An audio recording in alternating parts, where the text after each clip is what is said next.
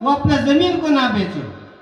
अगर वो सोचते हैं हम ऐसा कर करके उस कुर्सी तक चले जाएं तो ऐसा मुमकिन नहीं, क्योंकि सच्चाई जो है आईना की तरह हर आदमी के सामने आया होती है और वो बताती है कि हम सच्चाई है। और बहुत सारे हमारे बड़े नेता जो है वो भी यही गुमान में है कि हम अगर चले जाएंगे तो बहुत नुकसान होगा। ऐसा हरगिज नहीं है। हर आदमी का बदल अल्लाह ने पैदा किया है और किसी एक के आने और जाने से कोई फर्क नहीं पड़ता। तो ऐसा भी सोचना उनका गलत है। मेरा जहां तक लोग ये बोलते हैं कि इनकी कुर्बानियां का है और हमारा वजूद का है, तो कुर्बानियों के लिए आप तारीख उठा करके देखें कि मुसलमानों की तारीख उठा करके देखें कि मुसलमानों ने हिंदुस्तान के लिए कितनी कुर्बानियां दी है। यहाँ तक कि आज जो तुम आज इनकलाब का नारा देते हो, इनकलाब जिसे बोलते हो, ये भी मुसलमानों का देन है, हजरत मोहानी का देन है, जिन्होंने इनकलाब जिंदाबाद का नारा दिया था, किसी और का नहीं। और सबसे बड़ी बात, अहम बात यह है कि जिस झंडे को तुम सैल्यूट करते हो, जिस झंडे को तुम अपना ईमान जानते हो, हम भी जानते हैं, यह परचम, ये झंडा हमारी वतन का शान है, हमारा ईमान है, हमारी जान है। तो उस परचम का भी कलर का इंतखाब भी एक मुसलमान खातून ने किया था, एक मुसलमान खातून ने किया था जिसका नाम सुरैया तैयब है, जिसने इस झंडे को अपना रंग दिया और अपने हाथों से बुनकर पहला झंडा उसी का लहराया गया। ये हमारी तारीख है। और जिस जगह से तुम ये झंडा उड़ाते हो, ये हमारे पूर्वों की निशानी है, जहां से तुम आज खड़े होकर के झंडा उड़ाते हो। ये बात ज़हन नशी कर ले कि ये मुल्क सिर्फ तुम्हारा नहीं है, हमारा है। तुमसे ज्यादा कुर्बानियां हमने दी हैं। तारीख शाहिद है कि ये जो ग्रांड ट्रंक रोड है, तमाम उलमाओं के लाश से हर एक दरख्त जो था, फांसी के फंदे उस पर लटके हुए थे और तमाम उलमा को फांसी दिया गया था। इससे बड़ी कुर्बानी और क्या हो सकती है कि तमाम उलमा को एक एक गांठ पे लटकाया गया था। ये उलमा अपने लिए नहीं बल्कि इस वतन के लिए, इस मुल्क के लिए अपनी जान को हाथ कर कबूल किया। तो ज़हन नशी कर ले और आने वाला वक्त भी ये सोच ले कि हम किसी से कमजोर नहीं है। अगर ये कोई सोचता है तो ये गलत फहमी है उसकी। अगर हम मुस्तहिक हो जाए और एकजुट हो जाएंगे तो तारीख शाहिद है इस शेर के साथ में कि बहरे जुल्मात को दौड़ा दिए घोड़े हमने, 10 तो 10 दरिया भी न छोड़े हमने। ये बात अच्छी तरह से जान ले। हमारा वजूद कोई ऐसा वैसा वजूद नहीं है। हम सिर्फ यहाँ के बाशिंदे तो है ही, बल्कि हम अपनी मर्जी से यहाँ पे हैं। अगर जिस वक्त मुल्क का बंटवारा हुआ था तो हम जा सकते थे, लेकिन हम गए नहीं। हमने चॉइस किया इस सरजमीन को और इंशाअल्लाह ता क़यामत हम यहाँ रहेंगे। और हमारे बीच अभी इलेक्शन का माहौल आ रहा है, हमारे बीच बहुत से जादूगर आएंगे, बहुत से फरिश्तानुमा चेहरे आएंगे जो हमें और आपको अपनी बातों के जाल में, अपनी जादुई अंदाज से अपने तरफ माइल की कोशिश करेंगे। तो हमें कैसा रहना है, इस बात को हमें अच्छी तरह से सोच लेना है और उसको ये बात हम लोग समझा देंगे कि आपका ये मीठा मीठा बोल और फरिश्तानुमा चेहरा कि झांसे में आने वाले हम नहीं हैं। हम वही काम करेंगे जो इस सूबे के लिए अच्छा होगा, इस मुल्क के लिए अच्छा होगा, क्योंकि हमने अभी हाल में उसका नतीजा देखा है। और पश्चिम बंगाल के, मगरबी बंगाल के मुसलमान ये बात बहुत अच्छी तरह से जानते हैं, बहुत सूझबूझ रखते हैं कि हमें क्या करना है।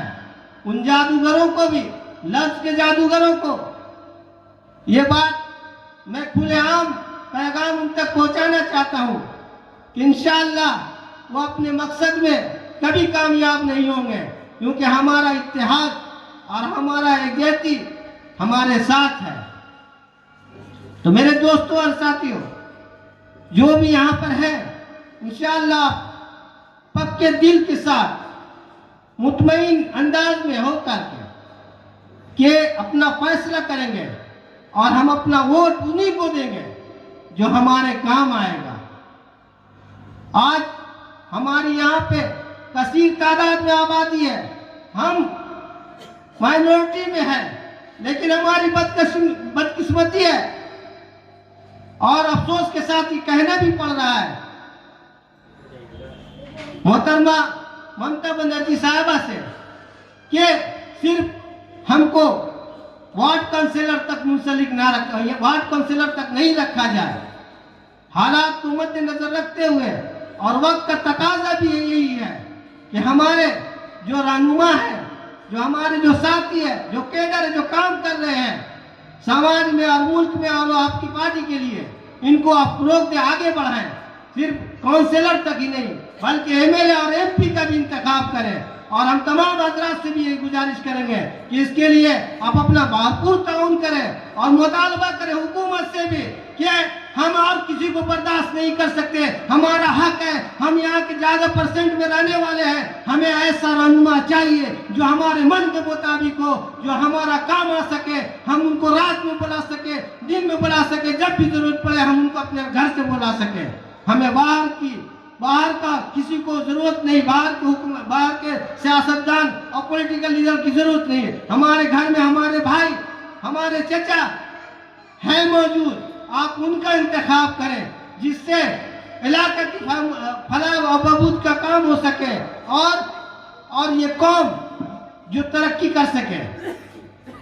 आपने देखा होगा हमारे एमएलए साहब को, बहुत शर्म की बात है कि आज 15 साल का अरसा स्कूटी हल्के से सफर किया, लेकिन इन 15 साल में उन्होंने क्या किया? सिर्फ राजनीति की, वो भी राजनीति कैसी कि भाइयों को भाई से लड़ाया है, एक दूसरे को पीछे किया है। और जब हमारे रहनुमा, हमारे मुस्लिम भाई जब आगे बढ़ने की कोशिश की तो उन्होंने उनका पैर खींचा है, उनको पीछे किया है सिर्फ अपनी मफाद की खातिर। लेकिन इन 15 सालों में हमने देखा है कि एक भी फलाह का काम नहीं हुआ, एक भी स्कूल नहीं बना, एक भी हेल्थ सेंटर का इंतजाम नहीं हुआ। यहाँ तक कि हमारे गरीब और मिस्कीन जो बहुत नीचे दर्जे के जो हजरात हैं, उनको सही से वक्त पर मेडिकल सहूलत दस्तयाब नहीं है। अगर इनको इतना ही शौक है या शौक था या हमदर्दी थी तो कम से कम इन 15 साल में एक एम्बुलेंस का भी अगर इंतजाम कर दिया होता तो हम ये कह सकते कि हमारे एमएलए साहब ने कम से कम हमारे मरीजों के लिए एक अच्छा एम्बुलेंस का इंतजाम कर दिया जो हमारे इलाके में दस्तयाब है। ऐसा हरगिज उन्होंने नहीं किया। बस 15 साल में ईद बकरीद के मौके पर और दीगर त्योहार के मौके पर आ जाते, हाथ जोड़ के खड़े हो जाते, एक बुत के मानीन और हाथ हिलाते कि हम हाजिर हैं। आपकी हाजिरी हमें नहीं चाहिए, आपकी क़यादत हमें नहीं चाहिए, आपका ये प्यार भरा जुमला नहीं चाहिए। 15 साल की हुकूमत में आपने इस इलाके के कितने नौजवान को रोजगार दिया है, चाहे वो प्राइवेट फैक्ट्री हो या और किसी शोबे में। आपने ऐसा एक भी काम नहीं किया। बस्ती का एक लड़का मोहम्मद शकील इस बात की गवाही है कि डीपीएस में काम करता था, उसको बैठा दिया गया। तो आपके पास जब आदमी गया तो आपने कभी उसका साथ नहीं दिया, यहाँ तक क्या उसको बैठा दिया गया। तो हम आपसे कैसी उम्मीद रखें? और आप भी आप हमसे उम्मीद मत रखिए।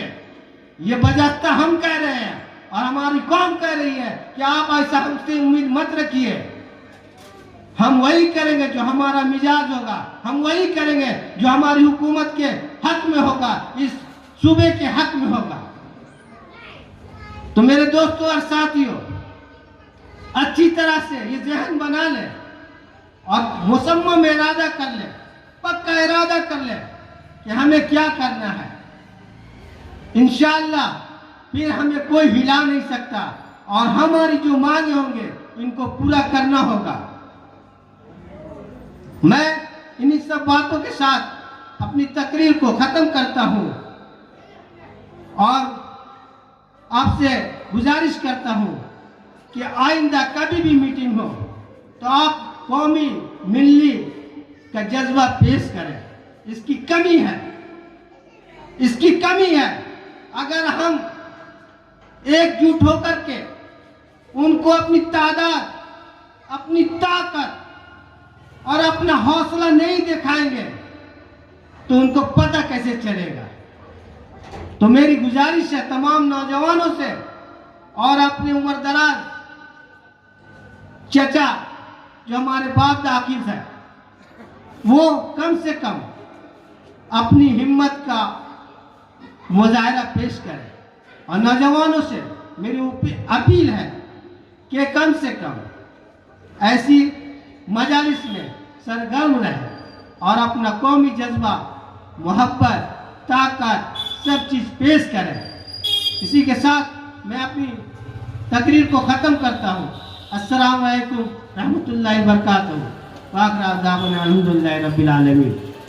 ये थे जनाब अंजर आरिफ साहब, कुल्टी हल्का के अदीब भी और खतीब भी और आप मुअज़्ज़ज़ सामीन भी तशरीफ़ फरमा है। जलसा इत्तेहाद उम्मत या इस्लाह मुआशरा के नाम पर सजा हुआ है। मैंने खुतबे के बाद अल्लाह रब्बुल इज़्ज़त की एक आयत वल तकुम मिनकुम उम्मतुन यदऊना इलल खैर व यअमुरूना बिल मारूफ व यनहौना अनिल मुनकर व उलाइका हुमुल मुफ्लिहून पढ़ने का शरफ हासिल किया। हज़रत इनामुल हक हबीबी साहब के बाद मैं एक ऐसे खतीब को आपके सामने पेश कर रहा हूँ जो अलहाज अतीकुर रहमान साहब के नाम से जाने जाते हैं, पहचाने जाते हैं। मैं उनसे गुजारिश करूँगा कि आप तशरीफ लाएं और वक्त कुल्टी की आबादी अल्हम्दुलिल्लाह हर एतबार से बहुत ही बावतन इलाका है ये, और हर नजरिए हर फिक्र के लोग यहाँ आबाद हैं। हर तबके हर हैसियत के लोग यहाँ पर मौजूद हैं अल्हम्दुलिल्लाह, और हालात को सूंघने समझने की सलाहियत रखते हैं लोग यहाँ अल्हम्दुलिल्लाह। आज का जो सुलगता हुआ माहौल है, इस माहौल को आप महसूस कर रहे हैं, लेकिन जिस जाविये से महसूस करना चाहिए उस जाविये से महसूस नहीं कर रहे हैं। पेशरो खतीब मौलाना इनामुल हक साहब हबीबी ने बहुत ही दब करके और बहुत ही सुलझे हुए अंदाज में अपनी बात कह के गुजर गए, वरना मैं तो बहुत बेबाक आदमी हूँ, बरजस्ता कहता हूँ आज हमारी आवाम जो है वो अपने उलमा और इमाम से दूर हो गई। हमारी आवाम जो है वो उलमा की अहमियत को महसूस ही नहीं करती है कि उलमा है क्या चीज। इनके बयान की कोई अहमियत नहीं, जबकि ये उलमा ही है जो हर दौर और हर जमाने में हालात को पहले महसूस करते हैं और समझते हैं और आपको वाकिफ और आगाह करते हैं कि आप होश में आइए, आप समझ जाइए, आप सुधर जाइए, आप मुत्तहिद हो जाइए। मगर ये बात आपके समझ में नहीं आती। आज से 1 साल पहले यहीं कुलतोड़ा में प्रोग्राम हुआ था, मौलाना हमीदुल्लाह साहब कासमी के ज़ेर एहतमाम ऑल इंडिया जमीयतुल उलमा के बैनर के नीचे, तो उनके एक जुमले पर मैंने कोट किया था कि इत्तेहाद उम्मत की जो बात है, इत्तेहाद उम्मत, आप शेख साहब हो, सैयद साहब हो, खान साहब हो, अंसारी साहब हो, मंसूरी साहब हो, कोई साहब हो, अपने घर में रहिए। आप यूपी के हो, बिहार के हो, बंगाल के हो, उड़ीसा के हो, कहीं के हो, अपने घर में रहिए। लेकिन बहैसियत मुसलमान जब कोई मामला आ जाए तो वहां पर अब न शेख की बात है, न सैयद की बात है, न जनाब खान साहब की बात है, न अंसारी की बात है, न मंसूरी की बात है। कलमा ला इलाहा इल्लल्लाह का मामला जहां आए वहां एक ही सत्य सबको नजर आना चाहिए। ये इत्तेहाद है। कलमे की बुनियाद पर इकबाल ने 100 साल पहले कहा था कि तुम तो सैयद भी हो, मिर्जा भी हो, अखबार भी हो, सब तुम सभी कुछ भी हो, बताओ तुम मुसलमान भी हो। तो बात इस्लाम की है। और आज पूरा मुल्क में जो बड़ी ही आलूदा हवा चल रही है, खबासत की, शैतानत की, बदमाशी की, मक्कारी की, आप जो भी कह लीजिए। हम लोग तो सियासी आदमी नहीं है, लेकिन मजहब सियासत से अलग अगर होती है तो रह जाती है चंगेजी जी। तो ऐसी सूरत में हमारे अकाबरीन ने भी उस रविश को अपनाया है। ऐसी बात नहीं, वो शायद रूम की जंग हो रही थी, तो नहीं, रूम की जंग हो रही थी, उसमें बादशाह रूम ने ये ऐलान कर दिया कि जो कोई इस्लामी जर्नल का सर काट के ले आएगा मैं अपनी बेटी उसे इनाम में दे दूंगा। रूमियों के अंदर हैजान बपा हो गया, क्योंकि उसकी बेटी बड़ी खूबसूरत थी और साहब बादशाह रूम की बेटी थी। बाजी लग गई, जान की बाजी लग गई। सर लोग हथेलियों पे लेके उतर आए, कौमों के अंदर, फौजों के अंदर जोश पैदा हो गया। और जब ये खबर इस्लामी लश्कर में आई तो हजरत अबूबैदुल्लाह बिन जर्राह वो कायद थे, तो उन्होंने ये सुना तो फौरन ही जो है मशवरा किया कि ये हालात हो गए हैं, फौजों के अंदर जोश और गर्मी पैदा हो गई है। तो अब्दुल्ला इब्न जुबैर ने कहा कि मेरा मशवरा ये है कि इस्लामी लश्कर में भी ऐलान कर दिया जाए जो रूमी बादशाह गर्दन काट के ले आएगा उसकी बेटी उसको इनाम मिलेगी। जो रूमी लश्कर के बादशाह का सर काट के ले आएगा उसको बादशाह की बेटी इनाम में दे दी जाएगी। अब इस्लामी लश्कर के अंदर भी जवानों में जोश पैदा हो गया और फिर आलम यह हुआ कि रूमी बादशाह कत्ल हुआ और उसका सर घोड़ों के टापों के नीचे रौंदा जा रहा था। और जब बादशाह कत्ल हो गया तो फौज भगदड़ मच गई, सब भाग निकले। बाद में सर लाया गया। अब तहकीक हो रही कि कत्ल किसने किया, बादशाह को किसने कत्ल किया, मारा किसने, तो कोई बता ही नहीं रहा, कोई सामने नहीं आया। तो उन्हीं में जो लोग जिशऊर थे उन्होंने कहा कि ये मशवरा जिसने दिया है ये कारनामा भी उसी का है। ये मशवरा जिसने दिया है कि बादशाह का सर जो काट के ले आएगा उसकी बेटी इनाम में दी जाएगी, जिसने ये मशवरा दिया था ये कारनामा भी उसी का है। तो ये चीज है कि जैसे हालात हो उस हालात के तहत हमें भी वैसे कदम उठाना चाहिए और अपने कौम को वैसा मशवरा देना चाहिए, वैसी सलाह देना चाहिए और वैसा मुअस्सिर कदम उठाना चाहिए जिससे हमें कामयाबी हासिल हो और हमारी अहमियत जाहिर हो कि हाँ हम क्या है। आज जरूरत इस बात की है कि हम अपनी अहमियत को जाहिर करें, वरना इकबाल ने तो 100 साल पहले कहा था कि जाफर अज बंगाल, सादिक अज दक्कन, नंग कौम, नंग मिल्लत, नंगे वतन। हर दौर में ऐसे लोग पाए गए हैं। हमें तो अच्छी तरह से याद है, गालिबन 80 के आसपास में इंदिरा का जो दौर था, 80 के आसपास इंदिरा का मर्डर 84 में हुआ है। 80 के आसपास में जमीयतुल उलमा के बैनर के नीचे मौलाना असद मदनी साहब ने मुल्क और मिल्लत बचाओ तहरीक का ऐलान किया था। मुल्क और मिल्लत बचाओ, जो लोग उम्र दराज है उनको अच्छी तरह से याद है।